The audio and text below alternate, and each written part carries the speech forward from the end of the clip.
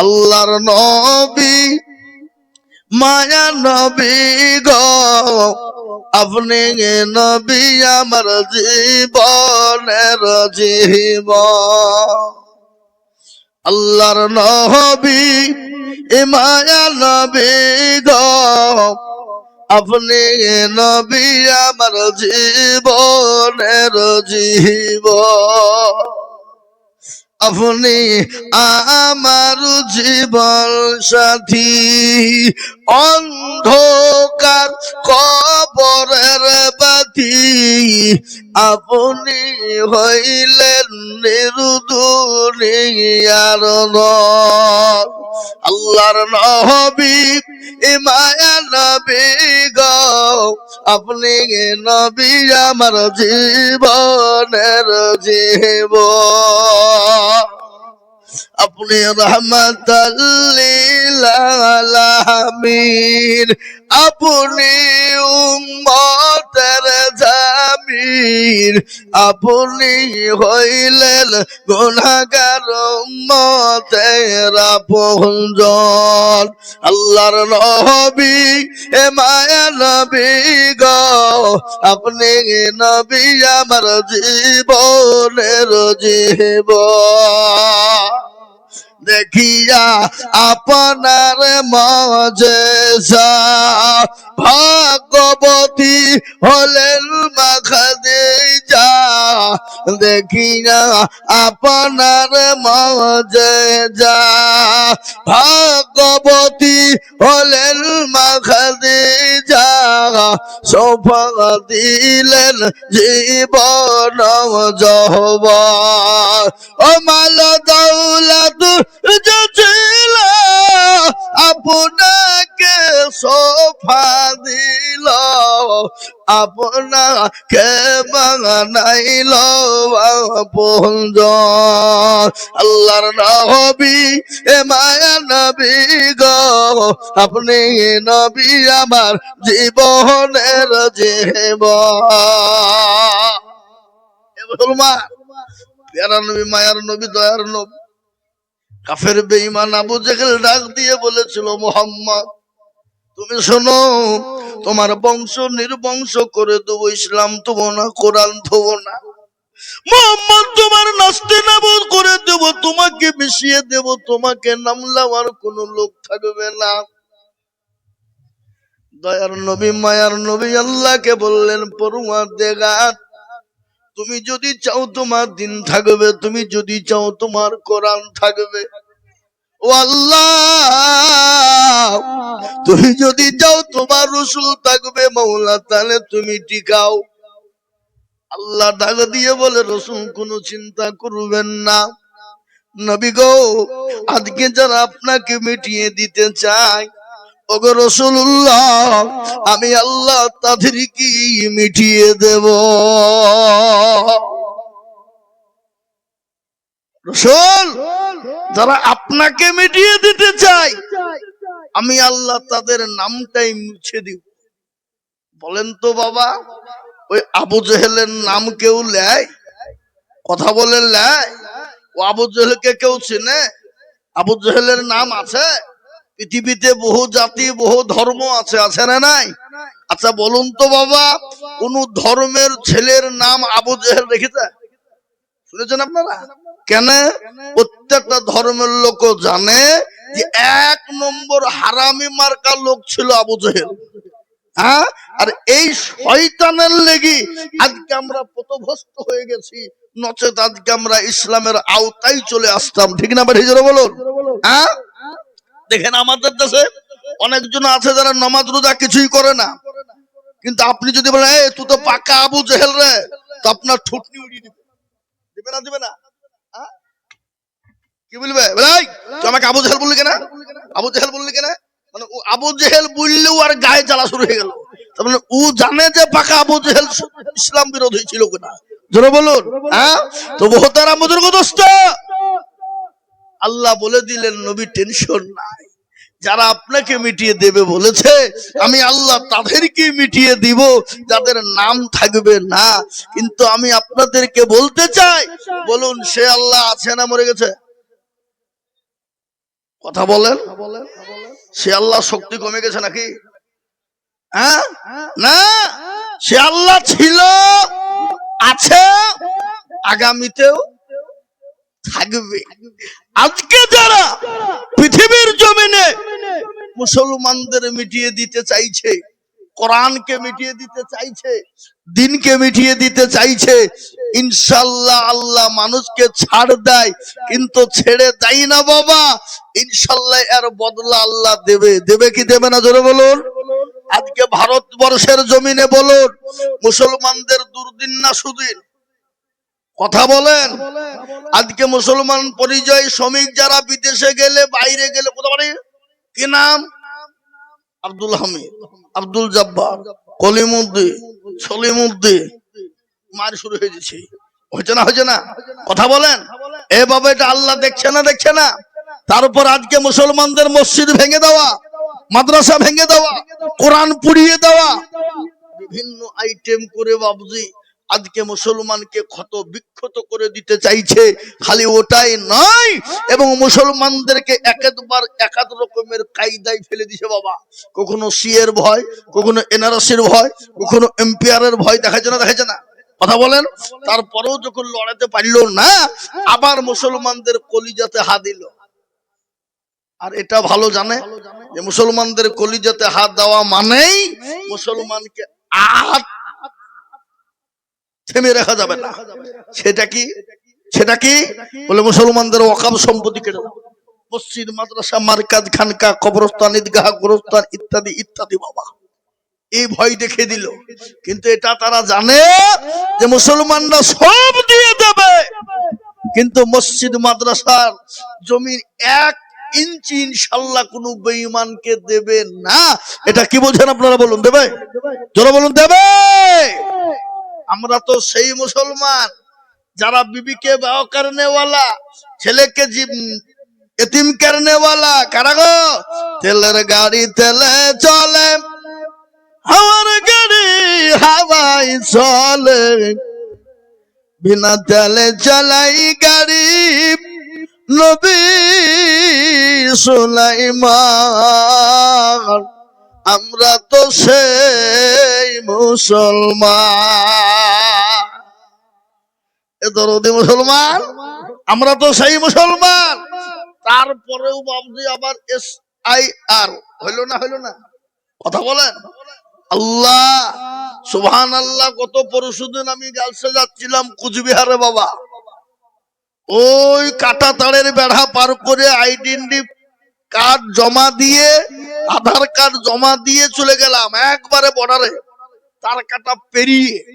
ও আল্লাহ, গোটা রাস্তায় দেখছি বাবা জাম। কি গো? আন্দোলন। কিসের? এশায়া। যে দিক দিয়ে ঘুরছে বাবু, আবার দেখছে সামনে একই রে, জালসা দিকে পৌঁছাতে পারবো নাকি? হ্যাঁ এ বাবুজি, আজকে শুরলেন এশায়ার করলো। এশায়ার করতে গিয়ে আল্লাহ দেখছে একজন মুসলমানও বাদ যায়নি রে। কারা বাদ গেল? যারা মুসলমানদেরকে গলা ধাক্কা দিয়ে বের করে দিতে চাইলো, যারা বললো 1.5 লক্ষ 1.5 কোটি, কে বলছে 2 কোটি, কে বলছে 2.5 কোটি। কিন্তু খোদা নিখাস্তা এ বাবা কেচে খুঁড়তে গিয়ে সাপ বেরিয়ে গেল। বেরিয়ে গেল বাবুজি কি 58,20,868 জনের ভিতরে সীমিত মুসলমান। দেখা গেল 100-এর মধ্যে 98 ওরা, আর 2% হলো আমরা। যে 2% বাদ গিয়েছিল তারা হলো আমরা, হলো বাবা কে ছেলে বম্বে আছে, কার গুজরাট আছে, কার দিল্লি আছে, কার সৌদি আছে, এই লিয়ে বাপ ওদের মাথা কিন্তু টনক লড়ে গেল। বলে কি করতে কি হইল রে? তো একটাও রোহিঙ্গা মুসলমান নাই। হ্যাঁ, তো সবই দেখছি ডকুমেন্ট ওকে। আমি এটা আপনাদেরকে বলতে চাইছি বাবা, বলতাম না কিন্তু বলে যাচ্ছি। কেন শুনলেন? মুসলমানদের 2002 কেন? মুসলমানদের ডকুমেন্ট যদি মনে করে আরো 20 বছর পেছনের নিব, তাও দিতে পারবে। কি বুঝছেন আপনারা? বলুন আছে না নাই? কথা বলেন, জোরে কথা বলতে হবে। আছে। যদি বলে ও ডকুমেন্ট নিব না, তোদের 14 পুরুষ ডকুমেন্ট দেখা, দাদা দাদা তার দাদা অমুক দাদা তমুক দাদা পোট দাদা যারা আছে তাদেরকে তো আমরা এই দেশি মাটি দিয়েছি নাকি বুঝছেন আপনারা বলুন? হ্যাঁ, তো তাদের মাংস গুলা পচে গেছে, হাড় গুলা তো আছে, ও হাড় গুলাকে তুলে নিয়ে যদি ডিএনএ ভরে দিই, হ্যাঁ কি বলবে? এরা এখানকার প্রোডাক্ট, এখানকার মাল, এদেরকে সরানোর কোনো লাইন নাই। এ বাবার আমরা যদি প্রশ্ন করি, তোরা দেখা কি খবর আছে এদের? কথা বলেন না কেন? আছে নাই? এই দেখেন সেদিন আমি নদিয়া জেলা হরিণঘাটা থানা অসীম সরকারের এলাকা, গত এই 5 দিন আগে জালসায় বুলিয়ে এলাম, একবারে চারিদিকে ওরা, কোনো ভয়ের কারণ নাই, হক কথা বলছে, কোনো টেনশন নাই। এ বাবজি আমার ভাই, আজকে এটা নয় বাবা, আজকে মুসলমানদেরকে যেন কোনো প্রকারের দেশ থেকে বের করতে হবে, বাদ দিতে হবে, অমক করতে হবে, কিন্তু আল্লাহর রহম শুনেলেন, আমরা অন্য দেশ থেকে উড়ে খুঁড়ে আসেনি বাপ, এ দেশের প্রোডাক্ট আমরা। আর যারা এই দেশের মানুষ তাদেরকে বলছে বিদেশি, আর অন্য বিদেশিদেরকে বলছে এই দেশের স্বদেশী। কি বলেন ঠিক না বেঠি? আদমানির বাড়ি কোথায়? পাকিস্তান। ভারতে এসে হয়ে গেল স্বদেশী। অটল বিহারীর বাড়ি হলো পাকিস্তান, ইন্ডিয়াতে এসে হয়ে গেল স্বদেশী। সোনিয়া গান্ধীর বাড়ি হলো ইটালি, ভারতে এসে হয়ে গেল স্বদেশী। বিমান বসু জ্যোতিবাবু আপনার বুদ্ধ বাবুর বাড়ি হলো বাংলাদেশ, ভারতে এসে হয়ে গেল স্বদেশী। হ্যাঁ, অধীর বাবু প্রণব বাবুর বাড়ি হলো বাংলাদেশ, এ দেশে এসে হয়ে গেল স্বদেশী। মিঠুন চক্রবর্তী কুমার শানুর বাড়ি হলো বাংলাদেশ, ভারতে এসে হয়ে গেল স্বদেশী। আর আমরা ইন্ডিয়াতে জন্ম নিয়ে আমরাই নাকি বিদেশি। সিঙ্গলার ভিতরে আলু ঢুকলো কি করে? বুঝতে পারলেন না কথা? এ মুসলমান, আমি আপনাদেরকে বলবো দরুদ আল্লাহ ওয়ালা দিন ওয়ালা ঈমান ওয়ালা কলবা ওয়ালা। আজকে মুসলমানদেরকে দেশ থেকে বের করে দিতে চাই, ইসলামকে মিটিয়ে দিতে চাই, কোরআনকে মিটিয়ে দিতে চাই, মুসলমানদের মসজিদ মাদ্রাসা মার্কাজ ভেঙে দিতে চাই। আমি বলবো শোনো, ইসলামকে তোমরা মিটাতে পারবা না, মুসলমান শেষ করতে পারবা না। তার কারণ ফেরাউন পারেনি, নমরুদ পারেনি, আবু জেহেল আবু লাহাব উতবা পারেনি। এই যুগের বেঈমানরা ইনশাআল্লাহ কিয়ামত পর্যন্ত পারবে না, মরতে দম তক পারবে না। একবার চিলিয়ে বলুন না ইনশাআল্লাহ, জোরে বলুন ইনশাআল্লাহ। আজকে মুসলমান দরকার হলে, প্রয়োজন হলে তারা জীবন দিতেও দ্বিধাবোধ করে না। বিবেকে বা করতে পারে যে জাতি, যে জাতির সন্তান ফেলে দিয়ে ইসলামের জন্য গরদান দিতে পারে, যে জাতি নতুন বিবাহ করে বাসর ঘরে বিবিকে রেখে দিয়ে জাহাদের ময়দানে যেতে পারে, সেই জাতিকে ভয় দেখিয়ে কোনো লাভ হবে না। তার কারণ শুনিয়ে দি, বিশ্ব নবী, প্যারা নবী, দয়ার নবী, নবী আমার ডাক দিয়ে বললেন, মদিনার যুবকেরা, ও মদিনার তরুণ নওজোয়ান, আজকে তোমাদের কাছে নবী থাকবে না, আজকে তোমাদের কাছে কোরআন থাকবে না, আজকে তোমাদের কাছে ইসলাম থাকবে না। বলো, এই কথা যখন রাসূলুল্লাহ বলা, সাহাবারা নবীর দরবারে হাজির হয়ে গেলেন। হযরত গাঞ্জেলা নতুন বিবাহ করেছে, ফুল সজ্জার বাসন ঘরে বাবা, বিবিকে রেখে দিয়ে জাহাদের ময়দানে চলে যাবেন। বিবি পেছন থেকে টাল দিয়ে বলে, স্বামী গো যান, আমি আপনাকে বাধা দিব না, কিন্তু স্বামী আপনার ওপর গোসলটুকুন ফরজ হয়ে গেছে, আপনি দয়া করে মেহেরবানি করে স্বামী গো আপনি গোসল টুকুন করে যাবেন। বিবিকে ডাক দিয়ে বলে, প্রাণের বিবি শোনো, আমি তোমার উপর মায়া নাই রে বিবি। আজকে যে নবী থাকবে না, ইসলাম থাকবে না, আমি কার জন্য গোসল করব? ও বিবি, আমাকে তুমি বাধা দিও না। প্যারা নবীর দরবারে হযরতে হানজালা চলে গেলেন। যাওয়ার পর হযরতে হানজালা রাদিয়াল্লাহু তাআলা আনহা যখন শুরু করে দিল, কাফের বেঈমানদেরকে জাহান্নামের টিকিট কানা ধরিয়ে দিলেন। তারপর হযরতে হানজালা তিনি নিজেই শহীদ হয়ে যায়। প্যারা নবী দেখলেন ইসলামের দামামা বেজে গেল, কলমার দামামা যখন বেজে গেল, রাসূলুল্লাহ বললেন, ও আমার সাহাবারা, তোমরা লাশগুলোকে এক জায়গায় তোমরা একত্রিত করো এবং তাদেরকে দাফন কাফনের ব্যবস্থা করো। বিশ্ব নবী এলান করে দিয়েছে, ইতিমধ্যে হযরতে হানজালার বিবি চলে গেলেন। যাওয়ার পরে বলেন, ইয়া রাসূলুল্লাহ গো নবী, আমি জানি যারা শহীদ হয়ে যায় তাদেরকে কোনো গোসল করানো হয় না, আমার স্বামী হানজালাকে দা করে গোসল টুকুন দিয়ে দেবে। আল্লাহ নবী বললেন, হানজালা কোথায়, তার লাশটা কোথায়, তোমরা খুঁজে বের করো। চতুর্দিকে খুঁজে যখন পাওয়া গেল না, আমার আল্লাহর কুদরতের দ্বারা হাউজ কাউসারের পানি দিয়ে হযরতে হানজালার গোসল টুকুন আল্লাহ দিয়ে দিয়েছে। জোরে বলো সুবহানাল্লাহ। বিশ্ব নবীর দরবারে হাজির হয়ে গেল লাশ। হযরতে হানজালার লাশটা যখন সামনে হাজির হয়ে গেল, রাসূলুল্লাহর দুই চোখ দিয়ে গড় গড় গড় গড় গড় গড় করে পানি ঝরে যায়। নবী বললেন, ওরে হানজালা, জীবনের কোনো মায়া নাই, দিনের বিবির কোনো মায়া নাই, নতুন বিবাহ করে বছর করে বিবিকে ফেলে দিয়ে, ওরে হানজালা, ইসলামের জন্য, কোরআনের জন্য, রাসূলুল্লাহর জন্য আজকে নিজের জীবনটাকে দিতে দ্বিধাবোধ করলি না।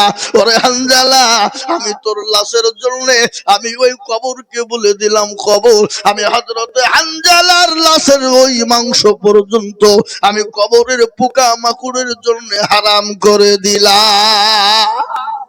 সাহাবারা বললেন, ফিদা খায়া রাসূলুল্লাহ, নবী গো, এই ব্যাপার বুঝতে পারলাম না, একটু আমাদের বুঝিয়ে দিন।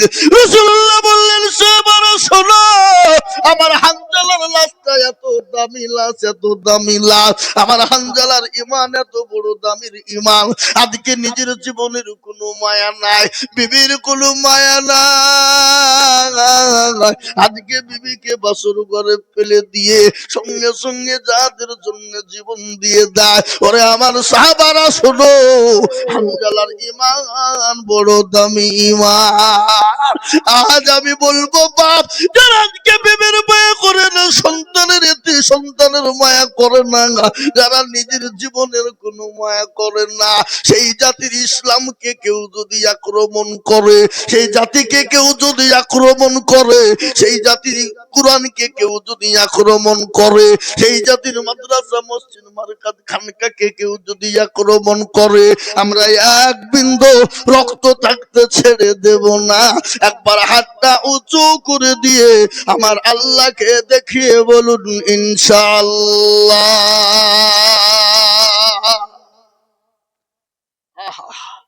শোনো আমার, এখনো অনেক জনা তুলে নিবা, ওরা মনে করছে যে তুললি হয়তো বিপদ। এ বাবা, বিপদ লয় বাপ, যারা তুলে দিল তারা জিতে গেল, আর যারা তুলল না তাদেরকে কি বলে, কি হইলো, হেরে গেল। আপনাদের দেশে হেরে গেল জিতে গেল বুঝেন তো নাকি? হ্যাঁ, এ বাবা, ওরা মনে করছে কেউ জানে না, কেউ দেখতে পাবে না, কিন্তু বলুন, যেটা কেউ জানে না সেটা জানেন কে? যেটা কেউ জানে না সেটা জানে কে? যেটা কেউ বুঝে না সেটা বুঝেন কে? যেটা কেউ শোনে না সেটা শোনে কে? সবাই বলে আমি ভালো, আমি জানি কি আমার মনের কবুল খবর জানে আল্লাহ জি। আলোতে আধারে নির্জনেতে কথা কি করেছো তুমি সব জানে সে। চোখে থেকে উঠবে না ফাঁকি আমি জানি কি। মুসলমান সকলকে ফাঁকি দেওয়া যাবে, আমার আল্লাহকে ফাঁকি দেওয়া যাবে না বাবা। আজ গোটা পৃথিবী চাইছে কোরআন তবু না। আল্লাহ বলছেন কোরআনের মালিক হলাম আমি আল্লাহ। আল্লাহ নিজেই বলে দিলেন ইন্না নাহনু নাযালনা যিকরা ওয়া ইন্না লাহু লাহাফিজুন। ও আল্লাহ কোরআনে বলে দিলেন কেউ যদি কোরআনের হেফাজত না করে আল্লাহ কি দিয়ে কোন দিক দিয়ে হেফাজত করবে পৃথিবীর কেউ বলতে পারবে না। আজ এই কোরআনকে নিয়ে গোটা পৃথিবী তোলপাড় বাবা। অসীম রেজা বেয়াদব তিনি কোরআন নিয়ে মরীচিকার মন্তব্য করলো, কিন্তু কোরআন এমন একটা কিতাব দিল্লির জমিতে অসীম রেজা বলে একজন বেঈমান কোরআনকে নিয়ে আপনার কুরুচিকার মন্তব্য করে সুপ্রিম কোর্টে তিনি বিচার দিলেন। বলে কোরআন থেকে 26টা আয়াত বাদ দিয়ে দিতে হবে, কিন্তু সুপ্রিম কোর্টের যিনি জাজম্যান তিনি কিন্তু বাদ দিতে চাইলেন। উলামারা চলে গিয়ে বললেন ইওর অনার আপনি কি করে কোরআনকে বাদ দিতে পারেন? কে আপনাকে অর্ডার দিয়েছে বাদ দেওয়ার? এ কিতাবের মালিক, এ কোরআনের মালিক দুনিয়ার কোন সলিমউদ্দিন কলিমউদ্দিন নয়। এই কোরআনের মালিক তো হলেন তিনি যিনি আপনাকে চেয়ারে বসিয়েছেন, যিনি আসমান এবং জমিনের মালিক, যিনি কুল কায়নাতের মালিক, যিনি আপনার আমার মালিক। তিনি যখন এত বড় পৃথিবী তৈরি করতে কোনো ভুল হয় না। আল্লাহ তিনি নিজেই কোরআন বানিয়েছেন, পাঠিয়েছেন। এই কোরআনের মধ্যে ভুল কোথায় কি করে পেলেন? সেই দিন সুপ্রিম কোর্টে জাজমেন্ট বলেছিল ঠিক আছে এই কোরআন থেকে একটা আয়াত কেন একটা অক্ষর পর্যন্ত বাদ দেওয়ার কোনো ক্ষমতা কারণ নাই। অসীম রেজার বিরুদ্ধে ফায়ার হয়ে গেল, তার বিরুদ্ধে 5 লক্ষ টাকা জরিমানা হলো। আমি আপনাদেরকে বলবো বাপ, এই কোরআনকে নিয়ে যারা ছিনিমিনি খেলবে, এই কোরআনকে নিয়ে কুরুচিকার মন্তব্য করবে, আল্লাহ তাদেরকে ছাড় দিবে কিন্তু ছেড়ে দেবে না। তাদেরকে ইনশাআল্লাহ আল্লাহর তরফ থেকে ধ্বংস করে দিবে। এই কোরআনের কত মূল্য, কোরআনের কত দাম আপনারা শুনলেন। এই কোরআন দেখলে নাকি, পড়লে নাকি, ছুলে নাকি, হাত দিলে নাকি, বুকে নিলে নাকি, এমন কি বাপজি এই কোরআনের জন্য সাহায্য করলে নাকি? আজ আমি আপনাদেরকে বলবো বাপরে, আর একবার হাতটা তুলে দিয়ে বলবো হুজুর ইনশাআল্লাহ পৃথিবীতে বেঈমানরা যতই চেষ্টা করুক ইনশাআল্লাহ কেউ দিনের ইসলামের কোরআনের ক্ষতি করেও শেষ করতে পারবে না। আর একবার হাতটা উঁচু করে দিয়ে বলুন ইনশাআল্লাহ। নামিয়ে দেন হাত, কোরআনকে জিজ্ঞাসা করুন। কোরআন বলে দিল আল ইয়াউমা নাখতিমু আলা আফওয়াহিহিম ওয়া তুকাল্লিমুনা আইদিহিম ওয়া তাশহাদু আরজুলুহুম বিমা কানু কিয়ামতের দিন জবানে তালা মেরে দেবে। হাতকে কোন কাজে ব্যয় করেছিল বল? হাত বলবে আল্লাহ ওই কোরআনের জন্য হাত তুলতে বলেছিল, আমি আজিজুল হক মাওলানা আজিজুল হক হাত তুলতে বলেছিল, হাতটা তুলে দিয়েছিলাম। এই কোরআনের বদলা আল্লাহ জাহান্নাম হারাম করে দেবে, কবরের আযাবটা মাফ হয়ে যাবে বাবা। এই কোরআন এমন একটা কিতাব যে কোরআন আপনাকে দুনিয়ায় শান্তি দেবে, যে কোরআন কবরে শান্তি দেবে, যে কোরআন পরকালে শান্তি দেবে।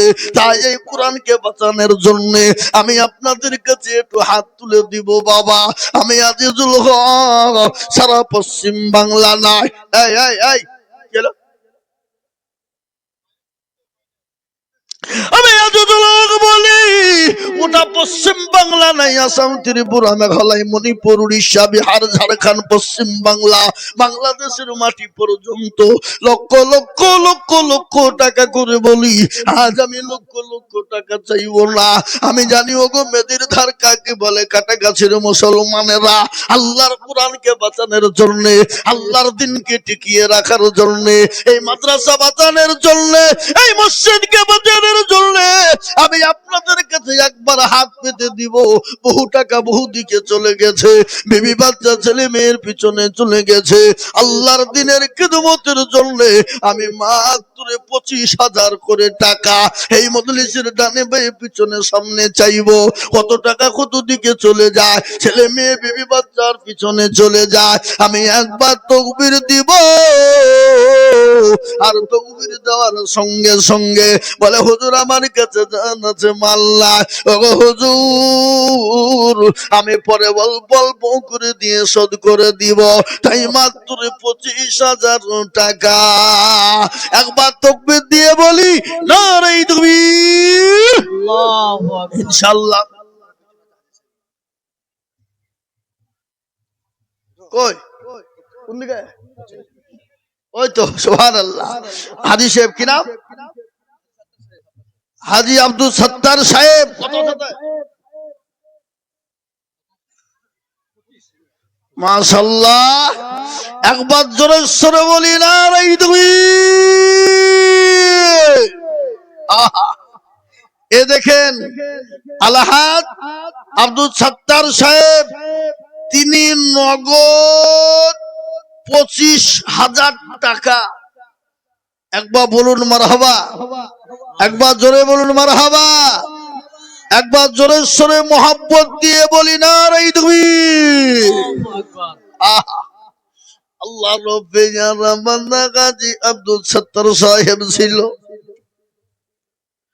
তোমার পেয়ারা বান্দা গাজী সাহেব ছিল। এ 25,000 টাকা দেখো দেখো গোদা নিল। আরো দোয়া করি আমি তাহার কারণ, দিও গো দিও তুমি গো সুখের জীবন। আরো দোয়া করি আমি বান্দার জন্যতে, শান্তি সুখ দিও তুমি দুনু জাহানেতে। কেউ যদি চলে যায় এগানা বেগানা, ক্ষমা করে দিও তুমি জিন্দেগির গুনাহ। আরো দোয়া করি আমি করি গো মিনতি, আর দিও দিও দিও তুমি দিও গো উন্নতি। এই আরো দোয়া করি আমি করি শত শত, হাজী সাহেবকে বানিয়ে দিও হযরত আলীর মতো। আল্লাহু আমিন। জোরে বলি না রে তুমি।